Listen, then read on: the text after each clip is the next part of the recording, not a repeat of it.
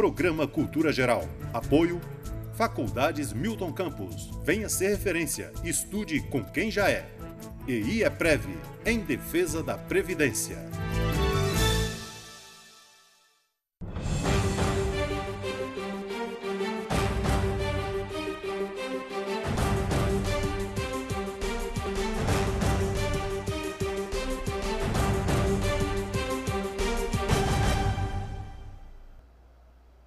Muito boa tarde, começando agora mais um programa Cultura Geral. Hoje a gente finalizando aí, aqui pelo menos aqui no programa, né, esse mês da consciência negra e a necessidade de a gente discutir, né, esse legado da matriz africana na sociedade brasileira, essencialmente aqui na nossa cidade também.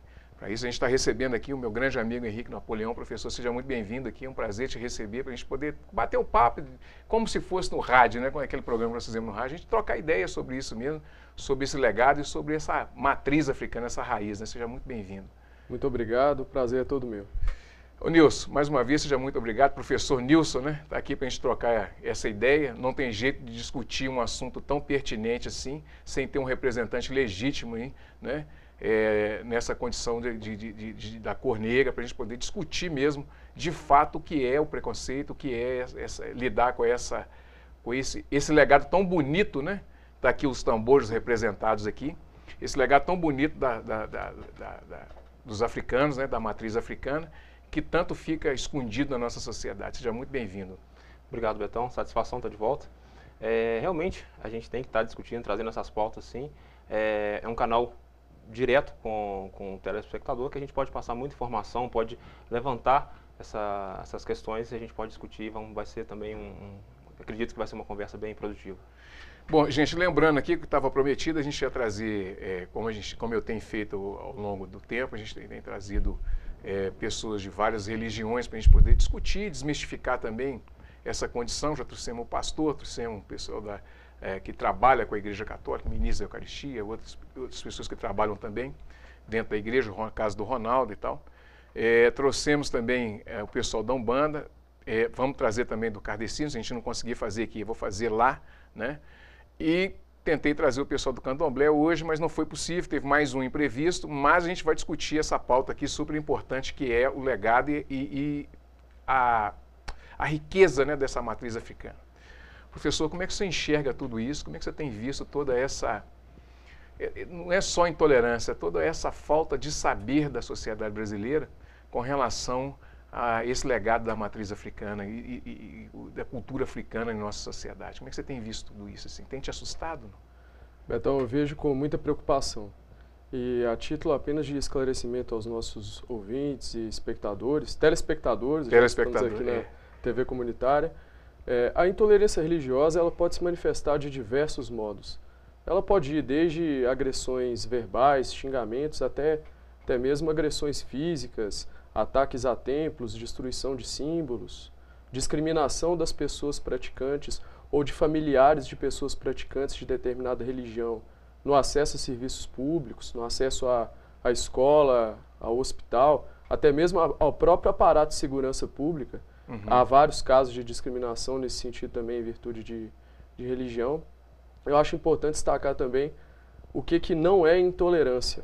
Quer dizer, a mera crítica, a crítica respeitosa, a crítica racional a essa ou aquela religião, ela está respaldada também pela nossa ordem jurídica. Né? Todos têm direito à liberdade de expressão, ela inclui também a possibilidade de crítica. Mas é uma crítica respeitosa. Isso é bem diferente das agressões que, lamentavelmente, se multiplicam em todo o território nacional. Ô Nilson, como é que você tem visto toda essa situação? Você que lidar direto com isso, não só pela sua situação mesmo, mas até pelo aquilo que você carrega como história também, né? Sim, essa questão é uma questão assim, que a gente é sociocultural, né? Nosso, principalmente no município, a gente tem uma herança deixada no município e se a gente for fazer um apanhado, um peneirado mesmo da situação aí, no país, em forma geral, a situação é crítica, concordo com o professor. Né, a situação é crítica, tem a questão do preconceito, da discriminação é muito forte, muito forte. A questão da intolerância, né, eu estava até discutindo com o professor um pouquinho antes aqui, a gente não tem nem que tolerar, tem que respeitar, tem que conhecer para poder respeitar. Acho que quando a gente começa a conhecer, começa a se informar de como as coisas são, aí essa questão de tolerância ela vai caindo, vai surgindo respeito pela religião do outro ali. Como é que é lidar com toda essa situação, por exemplo, a gente ficar escondido assim atrás de a gente tem uma história tão bonita com relação não só à religião de matriz africana, mas também com um legado mesmo que os negros deixaram. No Nova Lima, por exemplo, nós temos o Bicame, nós temos na Estrada Real uma série de coisas que foram feitas pelos escravos e tal. Como é que você se enxerga dentro desse processo todo? Assim, o processo em si é um processo de invisibilidade, né? A sociedade, no geral, ela tenta invisibilizar essas religiões de matriz africana. As outras religiões, num processo que a gente não tem nem como colocar como discriminatório, né? Mas ao longo da história, ela vem segregando esses direitos da religião de matriz africana. Hoje, sem discriminar, sem contra nenhuma ideologia religiosa, a religião de matriz africana ela é sempre colocada como uma questão demoníaca. Né? Quando você vai conhecer, quando você vai se aprofundar, vai estudar sobre a religião, você começa a desconstruir todos esses estereótipos, começa a ver toda essa questão. Na nossa cidade, por exemplo, nós temos diferentes formas aí dessas manifestações, né? E muitas delas preferem ficar invisibilizadas. Olha, eu prefiro ficar no meu cantinho aqui, porque se eu aparecer, eu vou ter muito mais... vou sofrer muito mais com a minha visibilidade do que se eu ficar invisível. É interessante notar como que o relato do Nilson a respeito de Nova Lima é um relato que também explica vários outros lugares e várias outras situações Brasil afora. E eu diria que, pelos nossos estudos e por acompanharmos a questão da intolerância religiosa no Brasil, ela de fato afeta vários grupos religiosos diferentes, mas aquele que é o mais afetado, ou os dois grupos mais afetados, seriam justamente as pessoas praticantes de religiões de matriz africana, e de outro lado, já que a intolerância religiosa é a intolerância fundamentada na religião ou na ausência dela, também os ateus e agnósticos costumam sofrer diferentes práticas de intolerância. Mas eu destaco, esses seriam os dois dos grupos mais vitimados por esse problema da intolerância, mas sem dúvida nenhuma que aquele grupo dos praticantes de religiões de matriz africana, de religiões afro-brasileiras, é um grupo especialmente afetado quando a gente trata de intolerância religiosa. É uma pena, porque isso reflete não só um problema de intolerância religiosa em si, mas isso tem também, nitidamente, um componente histórico, um componente social e um componente racial e econômico. E se você me permite, Beto... Não, fica à vontade. Em relação ao componente histórico, como são heranças de culturas trazidas por aquelas pessoas que foram escravizadas na África e vieram para o nosso continente para serem subjugadas e foram vítimas das mais terríveis atrocidades, e como a gente foi um país que viveu a escravidão durante muito, muito tempo, a própria intolerância hoje, com pessoas que praticam essas religiões, ela não deixa de ser um resquício dessa história mal resolvida de discriminação racial e de superexploração do negro no Brasil. E como é que você enxerga essa questão da baixa autoestima, professor? Assim, por exemplo, a pessoa ela não consegue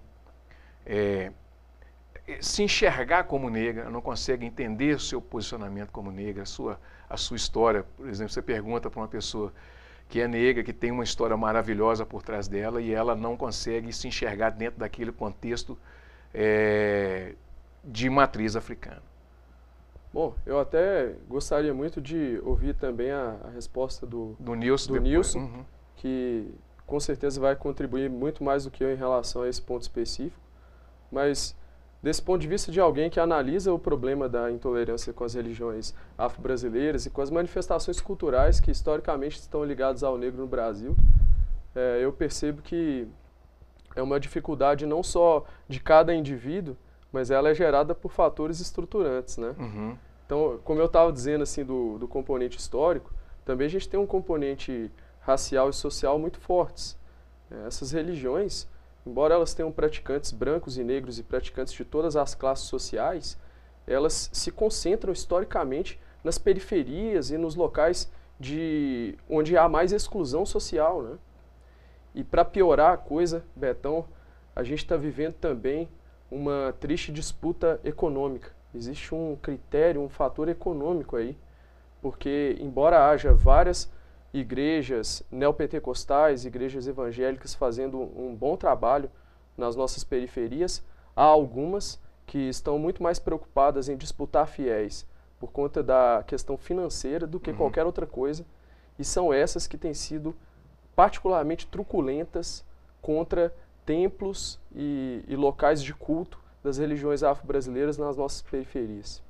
Ô Nilson, como é que você enxerga essa invisibilidade? Não só a invisibilidade, como é que a pessoa ela se sente fora do contexto, quando ela está inteiramente dentro do contexto? Bom, olha, Betão, ser negro hoje é se reconhecer, reconhecer que a gente passa por algumas mazelas, né, que a sociedade impõe e que essas mazelas são diárias. Né? Reconhecer que a gente vive numa sociedade que é doente e que não se assume como doente e que cada dia mais essa definição de classe que a gente tem, ela reforça mais a questão do preconceito. Né? A questão econômica é que define. Né? A gente tem percebido isso, é muito claro que essa questão econômica ela define. Quando a gente pensa que você não tem acesso a uma educação, onde o mercado de trabalho não te abre portas e você ainda coloca que você é de matriz africana, minha religião é diferente da sua, também tem um outro diferencial. A minha religião é a religião de matriz africana. Você só reforça aquela questão do preconceito. Né? As mazelas aí, elas vão só te achatando. Né? Imagina uma criança, por exemplo, que está na escola, onde ela é negra, vamos colocar que ela tem doença que são acometidas aos negros, né? A grande maioria, vamos colocar aí a doença falciforme, a gente trabalhou aí dentro do Novembro, é de religiões de matriz africana, condições financeiras, vamos colocar aí razoável, né? Baixa, classe média, média baixa, e essa criança vai crescendo, vai dentro da escola, passando por todas essas mazelas. Quando ela chega uma criança adulta e ela se reconhece como negro, ela fala assim, olha, ser negro é muito ruim. Né? O ser negro não é uma coisa tão boa quanto é o outro lado de ser branco. Né? A minha identidade fica afetada em relação a uma outra identidade, a identidade do ser mais claro. Né? E aí a gente vai analisando tudo isso, é uma reconstrução de identidade. Né? No nosso trabalho a gente tenta fazer isso, é reconstruir, é buscar através da cultura, da educação, do lazer, do esporte, de todos os segmentos, essa questão que faz você, que te traz de volta as suas raízes. Olha, tem um lado da beleza, tem um lado da cultura, tem um lado da representatividade, que a gente precisa muito disso hoje. Tem que ter essa questão da representatividade. Quando não se tem representatividade, é muito mais trabalhoso, o processo é muito mais árduo para você resgatar essa identidade. Hoje a gente está vendo na mídia aí, artistas famosos colocando, olha, eu tenho um filho que é negro, eu faço isso, eu faço aquilo. O discurso ele gira realmente em torno da mesma coisa. Né? A gente precisa terminar com essa prática, mas a fala é uma coisa e as ações são muito outras. O pertencimento, ele essa coisa do pertencimento, a pessoa se sentir pertencente àquilo ali é fundamental para que ela consiga compreender o tamanho da profundidade que tem você se ver naquele lugar. Esse processo talvez seria um processo de baixa autoestima implantado no sujeito, professor, com esse processo de dominação de cultura europeutizada, essa coisa assim do embranquecimento da sociedade nacional depois de um certo tempo? Como historicamente essas religiões foram desenvolvidas e praticadas no seio das classes mais exploradas, elas foram durante muito tempo e lamentavelmente até hoje por certas parcelas da população mal vistas. E é impressionante, Betão, o que isso causa no nível de cada indivíduo. Eu vou te dar um exemplo que me impressionou muito a primeira vez que eu li sobre ele. Durante muito tempo o próprio IBGE teve dificuldades de saber qual era a porcentagem da população brasileira que era adepta de religiões afro-brasileiras, porque muitos não se sentiam à vontade, e aliás tinham boas razões para isso, já que o próprio Estado já foi contra e hoje muitas vezes não apoia essas religiões, Mas muitas pessoas, exatamente por esse receio em relação ao Estado, ou mesmo por esse receio perante a toda a sociedade, e essa dificuldade com a questão do pertencimento que você comentou, elas preferiam se declarar como católicas ou como praticantes de outra religião do que se declararem praticantes ou adeptas do candomblé ou mesmo da Umbanda. Uhum. Ô Nilson, como é que é a pessoa frequentar um terreiro ou um lugar que tem essa característica, né? E ela não é nem mais sentir, ela ter vergonha de falar que não frequenta. A pessoa, fulano não pode me ver aqui, também as pessoas não podem saber que eu estou participando disso e tal, tal. Uhum. Como é que você enxerga tudo isso assim? Acho que na verdade ela não tem vergonha de falar. Ela evita, como a gente colocou aqui, de passar por algumas situações que ela sabe que ela vai ter, que ela vai passar se ela confessar. Realmente eu sou de religiões de matriz africana. Uhum. Né? Hoje a gente tem por exemplo, muitos católicos evangélicos que frequentam também as religiões de matriz africana. Muitas vezes na prática e muitas vezes para conhecer, para aprender, para estudar sobre, nesse sentido. Então, ela não tem vergonha. No meio dela, ela não fala, ela não nega. Uhum. Né? Mas, diante de uma maioria que ela sabe que vai oprimi-la, ela prefere ficar invisível e não se manifestar. Nós estamos falando aqui de cultura africana e a gente está usando a religião, mas não é só religião, né, Nilson? Tem várias outras coisas, várias outras formas. Uhum. O congado é um grande exemplo disso aí. Como que você tem visto, assim, essas manifestações culturais como congado, cavalhada, essas coisas todas que vinham dessa história também? Bom, nossa cultura, né? A nossa cultura muito importante, principalmente nossa cultura, a gente falando de município mesmo, né? Dentro de casa aqui, é muito importante a gente ter esse conhecimento.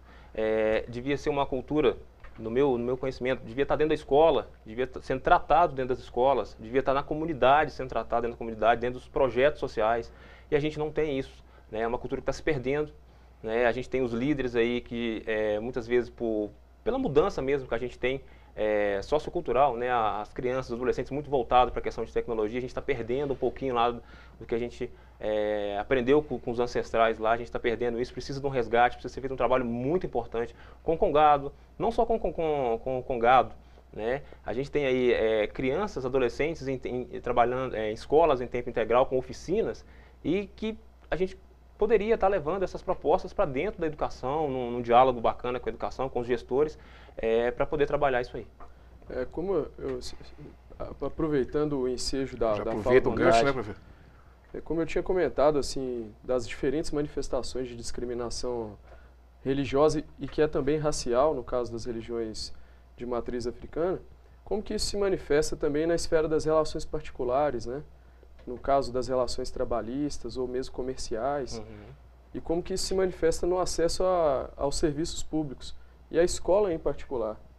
E a impressão que eu tenho, que se reforçou conversando aqui nos bastidores antes com o Nilson e podendo ouvir a sua experiência aqui no município de Nova Lima, é a de que, embora haja muitos remédios para esse problema, sem dúvida se destaca, que é o da educação, da conscientização das pessoas a respeito da existência dessas manifestações que são, antes de religiosas, culturais, da importância delas para o nosso país. Pense bem, caro telespectador, a importância que o candomblé teve para a nossa história, para a nossa cultura, né? Literatura, gastronomia, as artes em geral, o cinema, o teatro, todos eles se beneficiaram disso.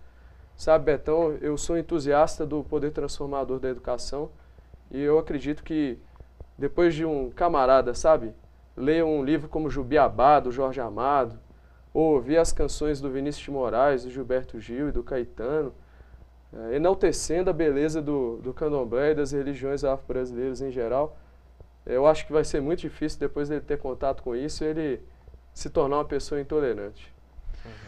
Gente, eu estou querendo fazer um intervalinho, mas antes de fazer o intervalo, eu estou querendo colocar eu consegui com o Instituto Jaia um vídeo, né, de explicação, assim, mais ou menos, diferenciando o que é o kardecismo com a Umbanda e o candomblé. Vamos ouvir um pouquinho, logo depois a gente vai para o intervalo e a gente volta para a parte final do programa. 1 minuto a gente está de volta, tá bom? É muito comum as pessoas terem dúvidas sobre qual é a diferença de espiritismo, Umbanda e candomblé. Na verdade, são religiões completamente diferentes, né? O espiritismo, ele nasce enquanto filosofia, não enquanto religião. Ele nasce enquanto uma doutrina, uma filosofia, na época do Iluminismo, de Kardec, na Europa, em 1850, né? Em que Kardec começa a questionar os eventos paranormais, extrasensoriais que ele via acontecendo e metodologicamente transforma essas experiências que ele conduz de forma muito científica em livros que vão virar as obras básicas da doutrina espírita. Hoje o espiritismo é considerado religião, tanto que até no censo brasileiro você pode se dizer espírita. Hoje o espiritismo é considerado religião, mesmo que ele não tenha um altar, que ele não tenha um ritual específico, a própria doutrina, o dia em que você vai no centro com a leitura do evangelho, a preleção, a abertura de trabalho, a palestra em si, encerramento, o momento do passe, o momento da fluidificação da água, os trabalhos de mesa, hoje o espiritismo já é considerado uma religião. No espiritismo, no contato com o público no geral tem contato com a palestra e o passe. Os passes com seus mais diferentes fins, seja o passe de desobsessão, o passe curativo, todos os tipos de passe. E fica a parte da incorporação para o trabalho fechado de mesa, em que ocorre a doutrinação dos espíritos que precisam ser encaminhados, dos obsessores que acompanham os consulentes daquela casa. No candomblé, não tem nada a ver com o espiritismo. O candomblé é uma religião africana que veio da África, foi trazida para o Brasil, na qual existe a incorporação de orixás, que são as divindades de Deus. No candomblé não há consulta direta, não há espírito conversando com o consulente, os orixás não falam. Eles vêm com aquelas roupas lindas, as festas no candomblé, os momentos públicos do candomblé são realmente festas, em que a música, a comida, a bebida, as roupas, são roupas muito paramentadas, que é uma reprodução do ritual que existia na África, em que os orixás vêm em terra e trazem a sua bênção, o seu axé para todos os filhos daquela casa e todos aqueles que vêm acompanhar o trabalho na roça de candomblé. O atendimento direto é feito pelo pai de santo ou mãe de santo daquela roça por meio da jogada de búzios. Não existe a incorporação de espíritos humanos no candomblé, que é o oposto do espiritismo. O espiritismo não tem orixá, não tem incorporação de divindade, só tem incorporação de espírito humano, de mentores e de necessitados. No candomblé, a gente vai ter só a incorporação do orixá. Daí a Umbanda surge como uma religião brasileira que junta isso tudo. Na Umbanda, a gente tem a incorporação dos orixás, que também não falam, da mesma maneira, que vem em terra para trazer o seu axé para a sessão que vai iniciar. Mas logo depois, que é o forte do trabalho da Umbanda, é o trabalho com os guias de Umbanda, que são espíritos que já encarnaram, espíritos humanos, que depois de desencarnarem, se unem a uma falange e retornam como mentores, como mestres, como guias, para auxiliar os seus médiuns nas suas encarnações e por meio deles ajudar os consulentes. Na Umbanda, a gente tem pouquíssimos trabalhos fechados, algumas casas têm os trabalhos de esquerda fechados, que são os trabalhos de Exu e Pombagira, mas na maioria das casas hoje todos os trabalhos já são abertos aos consulentes, então na Umbanda a gente vai ter trabalhos abertos com incorporação de orixá, incorporação de guias que vão fazer um atendimento direto de passe, limpeza, desobsessão, descarrego e cura também do consulente, da pessoa que chega na casa de Umbanda para ser atendida, e tudo de forma gratuita, que esse é o lindo da religião, né? Que é uma religião que faz o bem gratuitamente.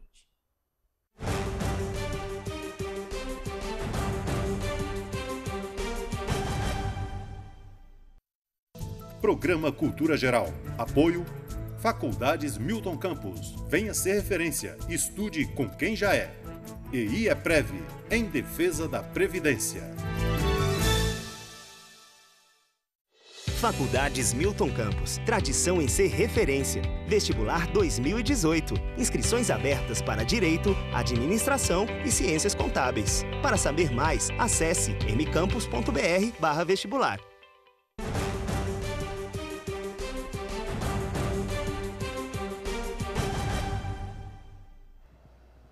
Ô Nilson, voltando agora com o programa Cultura Geral, o que a gente pode esperar assim, de evolução? O que a gente pode imaginar que a gente vai conseguir caminhar um pouquinho, dar um passinho a mais, já que a gente teve notícias agora esse final de semana, que na Líbia, né, andam vendendo pessoas, né? Sim. Você viu isso, professor? Então, o que a gente pode esperar da humanidade? Precisa cair um meteoro aqui e devolver para os dinossauros ou a gente tem um caminho aí para ser trilhado aí ainda? Quem sou eu para ter a resposta aí, né, Betão? Mas...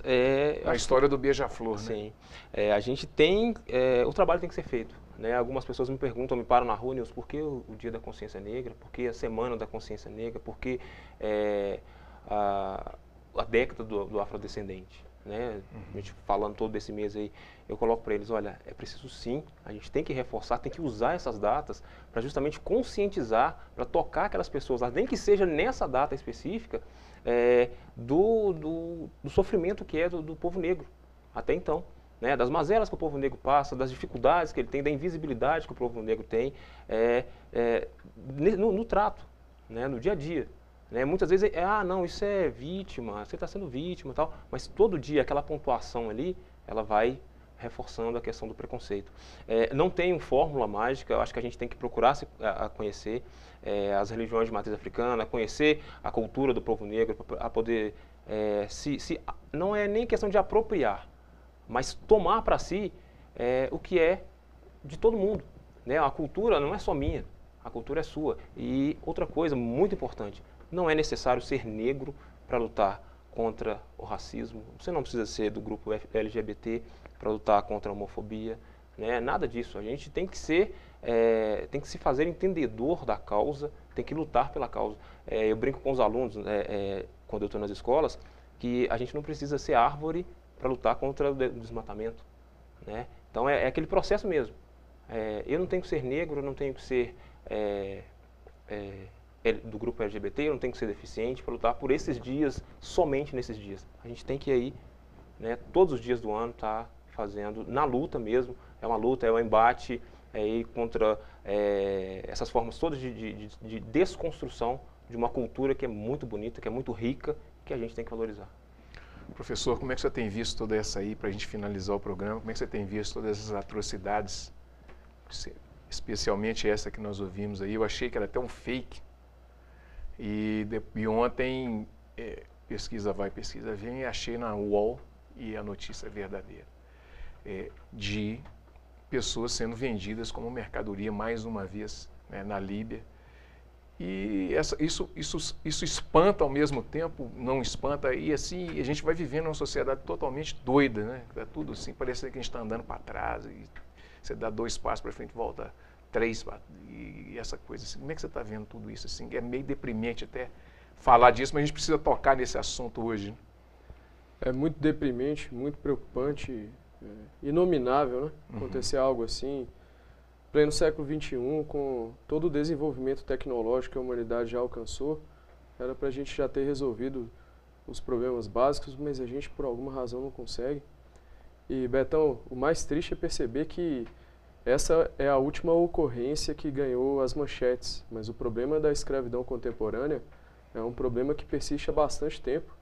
Eu queria aproveitar até o ensejo da sua pergunta para remeter o nosso telespectador ao trabalho muito bem feito aqui no Brasil de combate ao trabalho escravo contemporâneo, muito bem feito pela ONG Repórter Brasil. O site deles tem uma série de materiais sobre esse tema. E eu queria também, embora possa parecer até uma certa ousadia da minha parte, diante de um cenário tão negativo, e também diante de um cenário muito negativo no próprio Brasil, em que a gente está tendo redução de gasto com políticas públicas a favor da igualdade racial, do combate à intolerância religiosa contra as religiões de matriz africana, eu queria ainda assim manter um otimismo, sabe? Porque se a gente não acredita que as coisas podem ser diferentes, aí é que elas não vão ser mesmo. é preciso primeiro acreditar e depois, claro, agir. Sim. Nesse sentido, a gente pode agir de diversos modos. E eu queria até ouvir o meu amigo Nilson a respeito de quais ações concretas ele acredita que poderiam ser adotadas em geral e em Nova Lima em particular. Muito bem colocado, professor. A política pública hoje, voltadas para a igualdade racial, ela tem sofrido muito, uma degradação muito grande. A gente tem ministério que foi rebaixado para a secretaria que foi rebaixado para a coordenadoria, né, todo esse processo. Coordenadoria que foi rebaixado para a divisão, que agora é projeto e acaba... Né? Eu acho que tem que se haver, sim, um investimento nessas políticas públicas, não só na política pública de igualdade racial, mas em todas as políticas que tratam desses grupos que são ditos como minoritários, né? E aí sim começam as ações afirmativas. Né? Com ações afirmativas, começar com a educação, como a gente reconhece, que ali começa realmente a democracia, instruir os formadores que trabalham com essas crianças, passo a passo. Devagar, mas como o professor colocou, tem que ser otimista, não pode deixar de desacreditar nunca. Muito bem, chegamos ao final do programa Cultura Geral. Qual é a mensagem que você deixaria para o público, professor? Essa mesma mensagem, de que é preciso ser otimista e correr atrás da realização desse mundo diferente que a gente quer, um mundo melhor, mais tolerante, mais respeitoso. Respeitoso não só com as pessoas dessa ou daquela religião, mas com as pessoas de todas as religiões e também com as pessoas que não são praticantes de religião alguma. Esse mundo, eu acredito que é possível, ele é sem dúvida desejável e cabe a cada um de nós enxergar no seu espaço, nas suas condições de vida, o que pode fazer para ajudar que esse futuro aconteça. Nilson, deixa uma mensagem para o pessoal. Seguindo a linha do professor também, aproveitando o gancho ali, né, professor, a questão da positividade. A gente tem que ser positivo, não pode baixar a cabeça algumas coisas. Tem ações que são pontuais, que a gente tem que ir lá e corrigir, tem que ser na hora. Olha, você não pode fazer isso, não tem que ser dessa forma. Vamos começar a olhar de uma outra perspectiva e sempre com o intuito de crescer. Né? A gente tem que instruir, tem que tentar mudar a cabeça da sociedade aí, de forma a sempre estar construindo. Né? A gente não pode mais aceitar algumas mazelas que a gente passou no passado. Né? O professor estava colocando aqui muito bem, a gente até 58, se não me engano, negro dentro de cercados como zoológicos, né? Servindo lá na Bélgica, né? Situações como essa, a situação que você colocou agora também. Então a gente não pode aceitar, tem que brigar, tem que correr atrás, tem que procurar questões de direitos humanos mesmo para estar mantendo os direitos aí. Ok, chegamos ao final de mais um programa Cultura Geral. Espero que vocês tenham gostado desse bate-papo, dessa conversa bem de sala mesmo, de bate-papo. Um grande abraço e amanhã estaremos de volta com mais um programa Cultura Geral.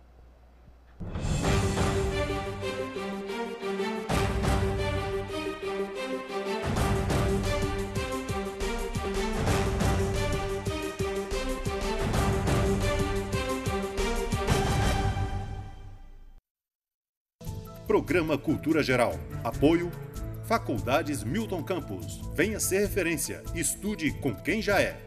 EI é Prev, em defesa da Previdência.